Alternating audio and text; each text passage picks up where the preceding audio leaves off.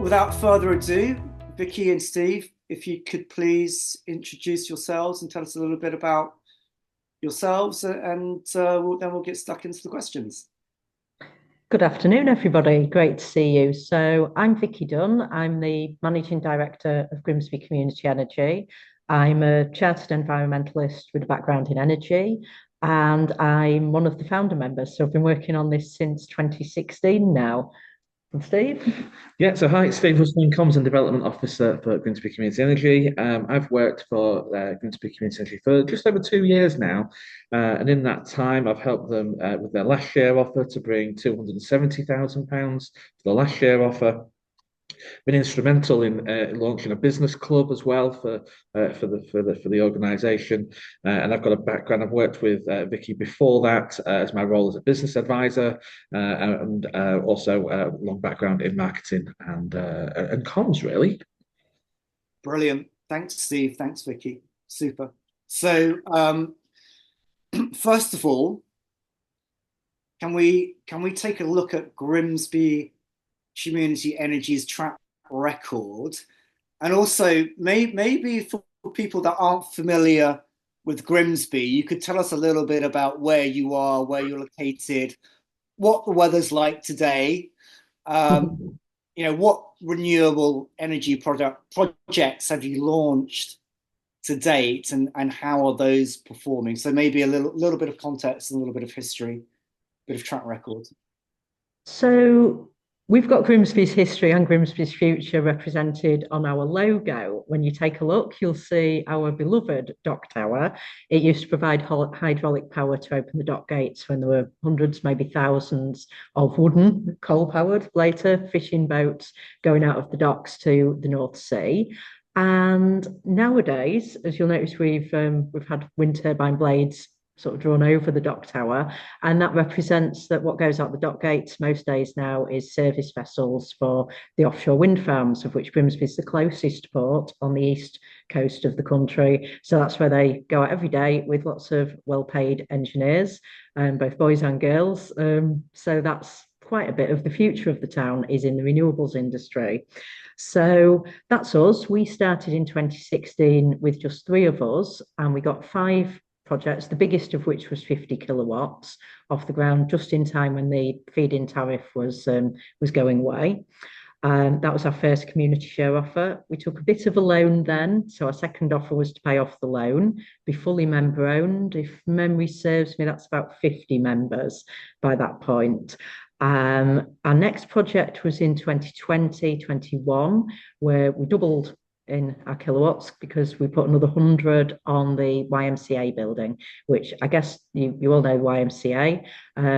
They accommodate. No, I'm not going to do. Nobody's going to do the dance, are they? No. YMCA Humber, Freeman Street. They accommodate about 70 bedrooms for young people and do support services. So it's a new building. We put solar on there. Roll forward again last year, we sort of did our biggest yet and took a big step forward in size, put in 300 kilowatts of solar on an apprentice centre where they changed the engineers of the future, welders, pipe fitters and process chemists. So, lots of keying into the industry of the area, and also again on YMCA, which brings us right up today. This is our 5th share offer, which now we're presenting with Ethex, and we well, that's a later question, so I'll shut up now. But in terms of performance, we've had the community shares standard mark on all of our offers, so they've checked that we're doing what we say we'll do, and we've been paying interest to our members in the way which we've described, and we intend to keep operating and keep doing that. Brilliant. That's a great answer. Thank you, Vicky. Steve, I thought you were going to say something there, or No, there was a couple of bits I was going to say along the way. I mean, the thing about Catch, it's the biggest of its kind in the whole country. It's a not-for-profit training centre, and all the local big industries all sort of support it to be this huge complex centre, and it's only going to double in size over the next few years. And it's great to play a part in reducing their CO2 emissions, really. Yeah, fantastic. Right, I didn't actually realize that Grimsby was really at the heart of the offshore wind energy revolution. So, really, really good. It's good to hear that, and everybody's getting trained up, and you're part of that future. Um, really great to hear that you started small, you're getting bigger. You're trying to get up to 1 megawatt, I think it is, of energy, and you're sort of halfway there or more, which is what this offer is trying to get you to. So I think our investors are reasonably familiar with the environmental benefits, but it's always useful to get those, tell people what those are, just to refresh their memories. And as well as that, can you tell us about the social impact and who benefits within the Grimsby community, and how do you go about selecting who's going to benefit, or is it a bit of sort of self-selection going on there because they're the ones who've got the roofs available? Well, I've got the numbers in front of me before I pass to Steve for that bit. So 89 tons of CO2 a year, which is from the installations that we describe in the share offer, which is a fair bit. Depends which measure you use. It's 9 or 18 houses worth or people worth. So, and that's their entire living over a year. So it's quite a fair saving of CO2. Yeah, and I think when it comes to the social impact, I think every organisation that we've worked with since 2016, since it was launched, really, we've been able to help and support the local community, whether it be the people who would have been homeless if it wasn't for the YMCA, if it's not the future engineers who they need to be looking at that kind of thing. We want to make sure that they are supported as well, through to the Rock Foundation, who support people with mental health and people with learning disabilities. And then moving forward onto this share offer, where we're looking at St Andrew's Hospice, which I mean, everyone knows what a hospice is. They provide end of life support for people. The one in Grimsby. Not only does it help and support adults, but they also have Andes, which supports children who are in at the end of their lives, and that just is so difficult when the hospice only gets 20% funded from the government, and they have to raise 80% of their own money every month to keep on going. And I think not only if our solar panels that we're going to put on can help them reduce their CO2, it's also going to help them to save money. And I think that is really, really important to them, so they can continue supporting the people who desperately need the hospice. Yeah, brilliant. That's fantastic. So I mean, that's such a great connection between environmental and social impact, putting the solar on the hospice roof so they get the cheap energy or the free energy, and it allows them to continue doing their exceptional work. So that really is, that's kind of the gold standard in a way. So thanks for explaining that, Steve. So it's the YMCA that benefit. It's the hospice. Does the hospice have a name? It's the St Andrew's Hospice. Okay, it's the St Andrew's Hospice. Thanks for that. So, sort of jumping into the specifics of this share offer, how will the funds raised be put to work? I think you've touched on that already a little bit, but I know you've got a series of ambitions, sort of 3 levels of ambition, I think, and maybe if you can talk about that in the context of your minimum target, the target that you're aiming for, that's as advertised, and ideally what you'd like to reach, and sort of walk us through the projects. So step one, we've been working on this for a while. So we took a bridging loan and we got the catch systems on 2 buildings. One's the welding and pipe fitting hub and the other's the scaffolding hub. So useful trades. We've got a total of 106 kilowatts of solar on those buildings. and we've paid off part of the loan. But step one, if we raise our minimum of 99,000, will be to completely pay off that loan. So it's a practice that we've used for a few years to get our project started on time, and also to say to people, look, this is happening. We've got our first one done. So that's step one. Step two is the hospice. We've also got a business centre lined up that helps local startups and entrepreneurs. And I think there is some data that having eFactor, which is another not-for-profit operating in the area, does result in a higher than average survival of people when they've started their own. So it's sorry, could you just explain eFactor? Might just give that a bit of. Yeah, so they were not for profit. If you had a small business here or you were thinking of starting one up, you could get free training, workshops, hot desk space, offices by the hour or by the day, and lots of support, access to grants to help grow whatever kind of small business you were interested in beginning, whether it's sort of cakes to engineering to some sort of deliveries or some online thing, whatever, you can get help there. You see, North East Lincolnshire's got a very high rate of SMEs compared to other towns and cities across the country. I think that because we've been sort of classed as the end of the line almost, we're trying to flip that on its head and say, well, actually now we're the start of the line. I love it. Brilliant. Other ones we've got brought up. So that's step two, the ones that can name today. And then step three, if we keep fundraising, we've got a pipeline. So we had one organisation sign up yesterday. So we're looking for the grid connection and to come to contract with them. And we've got another organisation. So that was 96 kilowatts of solar for a care home. And we've got another one where they're inquiring where it's accommodation for NHS workers on one floor, and again a sort of care home, step down from hospital, avoid bed blocking, that kind of centre. So it's close to the hospital. I'll probably give you away if you're from Grimsby as to who these customers are. So those are the next ones in the pipeline, and we're talking to other organisations all the time to get that pipeline lined up. Brilliant. I'm just gonna go a very, very good question from David, which I think you'll be able to answer with full marks, hopefully. No pressure.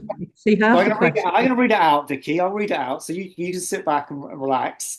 So I know. So David says, I know your focus is solar for community buildings, but do you see yourselves getting involved in helping Grimsby get to net zero by progressing with domestic retrofit as well? And he says in commas, the vast majority of the buildings will be private homes, question mark. If so, how? So maybe the focus is net zero retrofitting and then domestic. So I know some community energy organisations do this very well. For instance, York Community Energy, we quite admire that.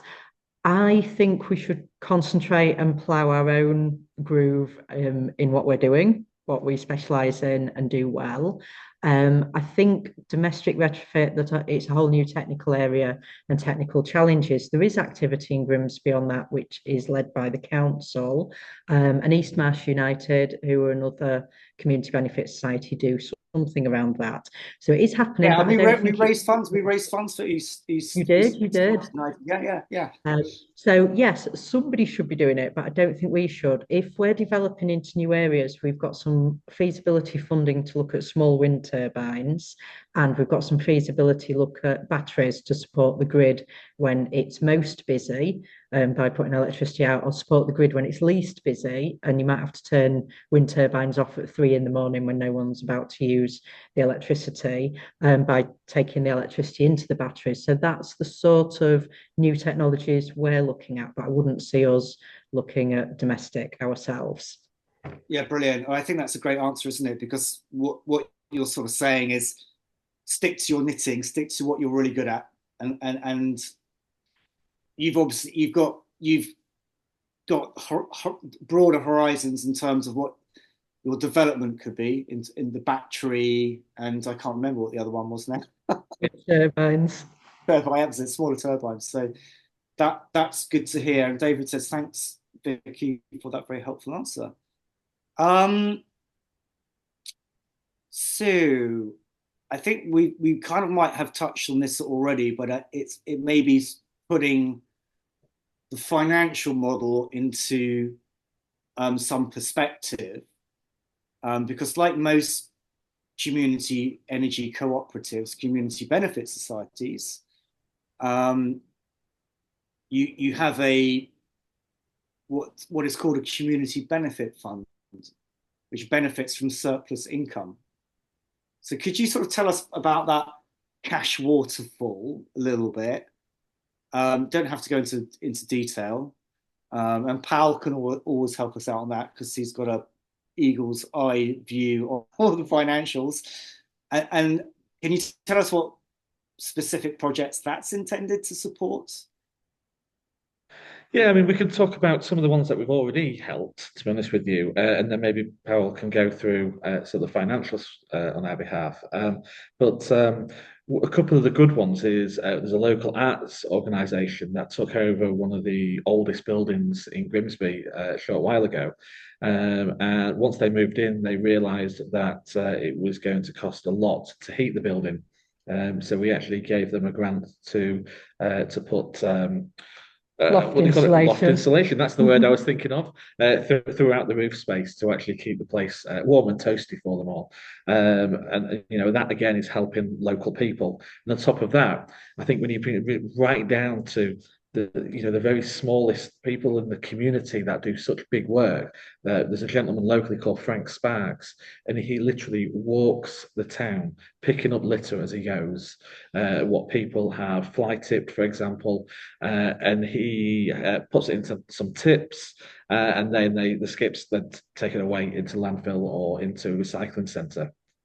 And we've actually paid for some of those skips for Frank to be able to continue doing the great work that he does. And he's sort of real champion in the local community. So things like that have just been fantastic to help. And I think as we grow, the funding will get bigger. So we'll be able to help more people and support more of our local community at the same time.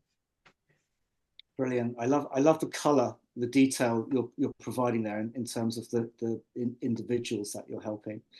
Pal, can you refresh memories on what the community benefit fund is aiming to achieve? I think mostly what Steve just mentioned, that's a good example. And we can see many of those being described in the offer doc. I wouldn't have the detail of every one of them, of course. But yeah, I think what Steve just described provides good color on what the community fund is typically used for. Yeah, brilliant. Absolutely. And of course, you really need to be in your local community to be able to identify and help those people continue doing their good work. So I think that's absolutely brilliant.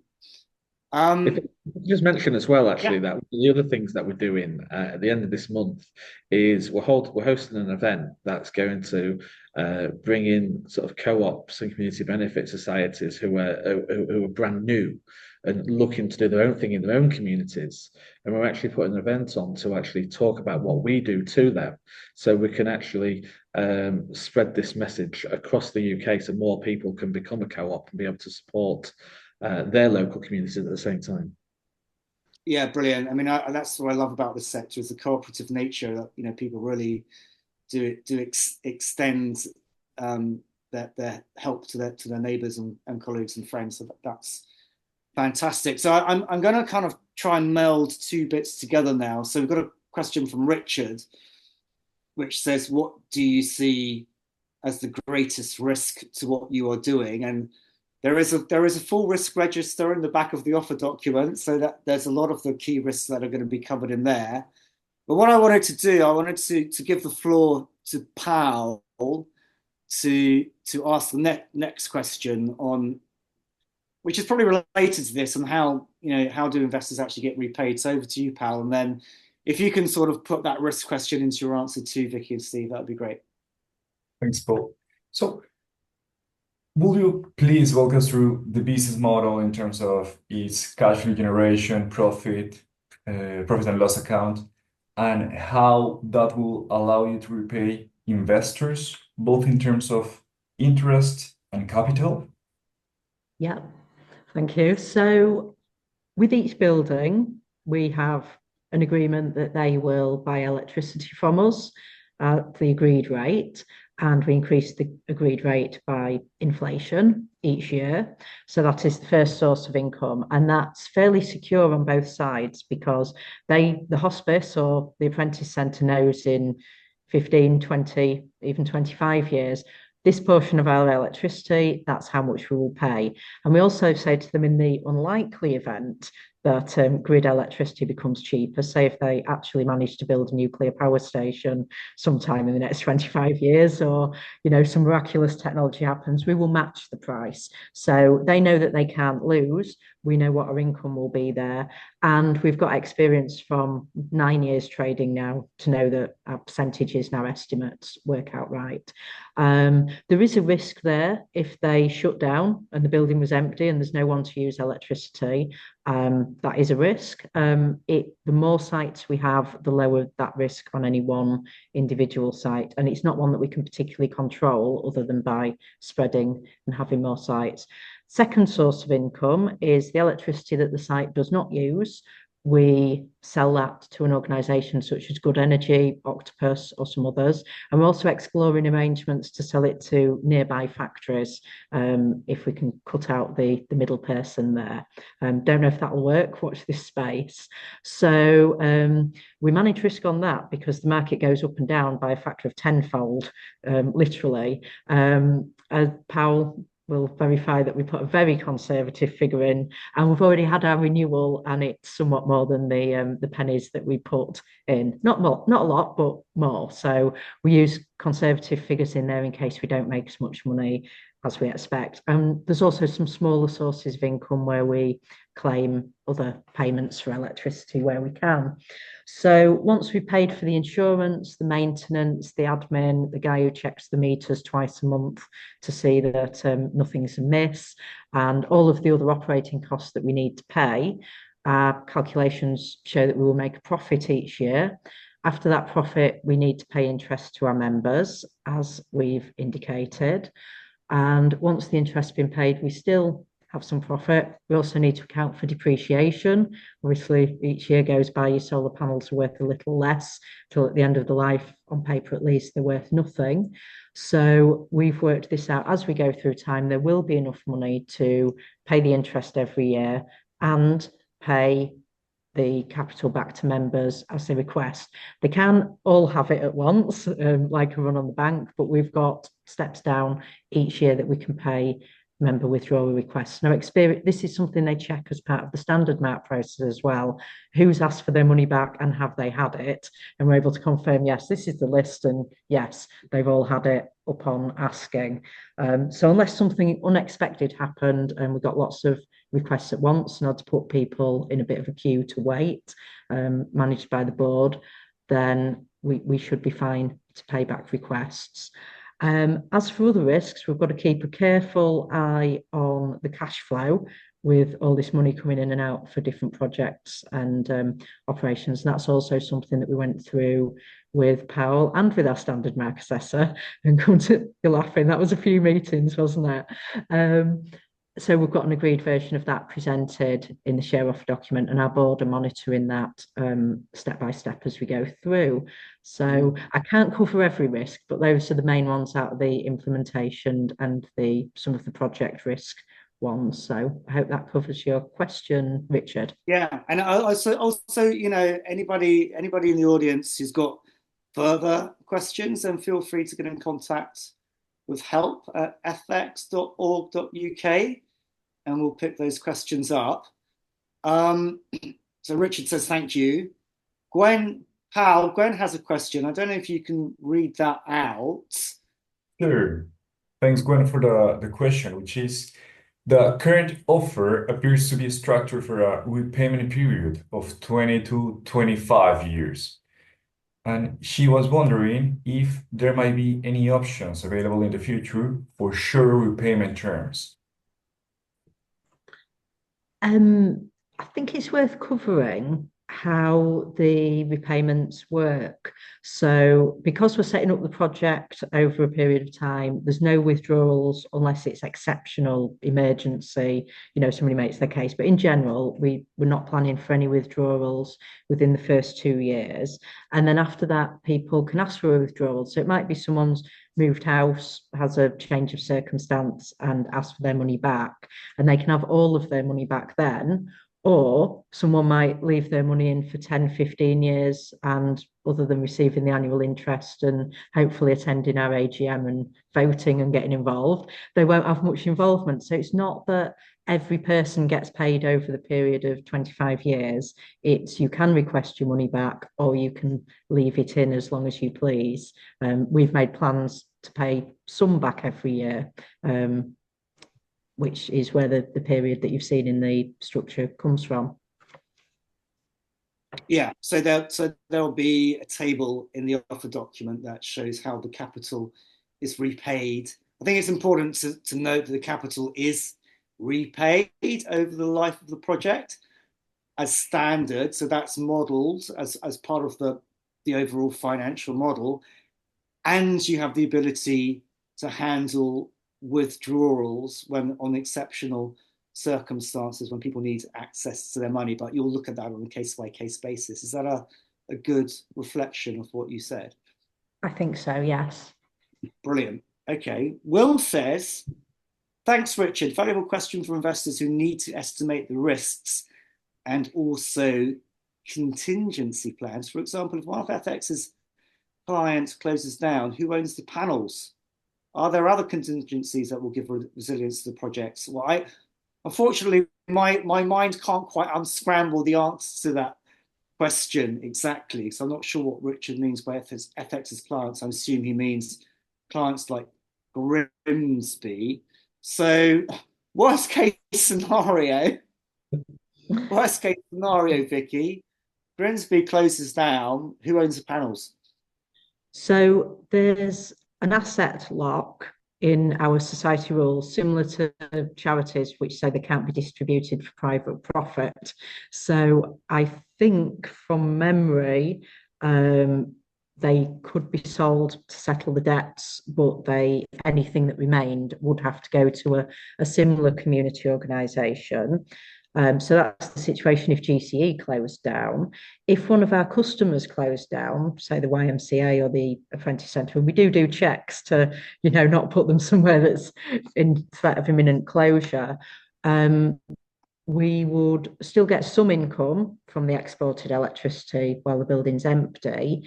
And when there's a new tenant, we would make them an attractive offer to become the new purchaser. And that's indeed happened with one of our small projects, that the charity's left and a commercial shop's moving in. So we're talking to them about just continuing the arrangement. Yeah.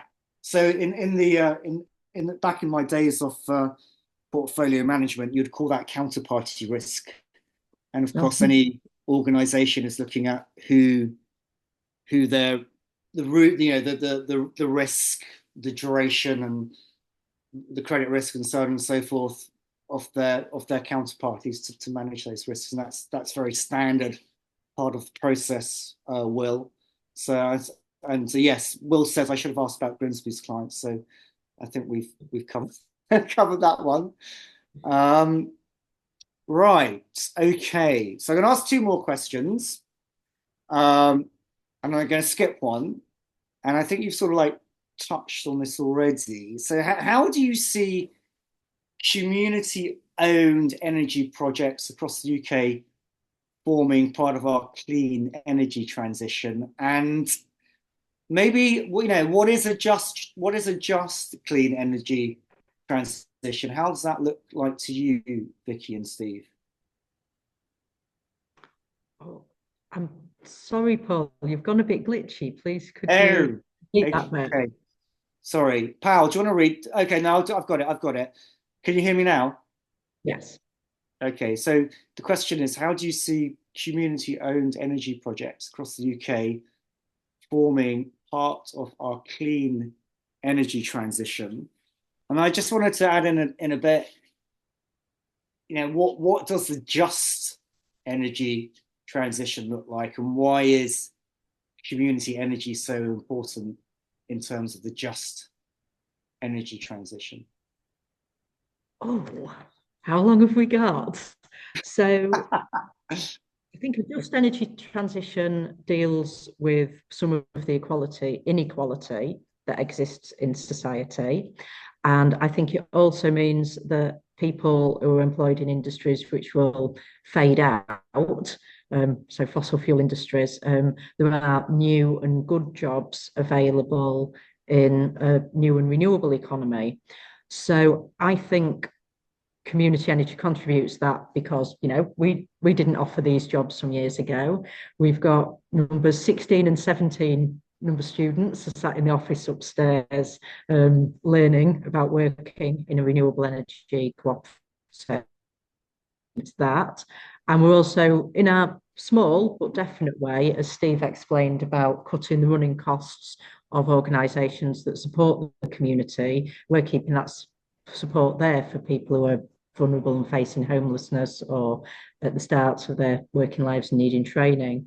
So we're bringing that into being. We're also generating kilowatt hours of clean electricity and proving it can be done. And there's a lot of talk about taking back control of who or what. In a small way, people can attend the AGM and vote. If they don't like what we're doing, they can stand for the board and advocate doing something different. So we're giving people practical experience of a different and democratic model. Is there something to add, Steve? No, I'm quite happy with we have what you're saying. detailed discussions on these matters. We do. We do.